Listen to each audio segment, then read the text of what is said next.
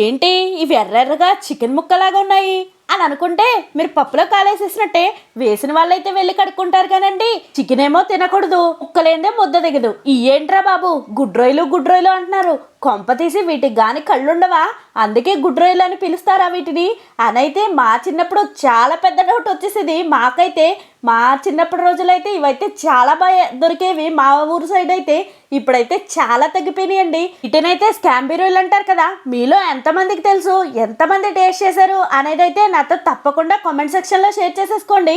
ఇంకా అలా వంట ప్రాసెస్లోకి వచ్చేస్తే పచ్చిమిర్చి, ఉల్లిపాయ ఇవన్నీ సన్నగా కట్ చేసి పెట్టుకుని బాగా ఫ్రై చేసేసుకున్న తర్వాత ఉడకబెట్టుకున్న రొయ్యలను అయితే వేసేసుకుని కొంచెం వాటర్ వేసుకుని లాస్ట్లో కొంచెం ఉడికిన తర్వాత చింతపండు పులుసు వేసుకుని టచ్ అప్ ఇచ్చుకుంటే రొయ్యల పులుసు అయితే టేస్ట్ అయితే అదిరిపోతుంది.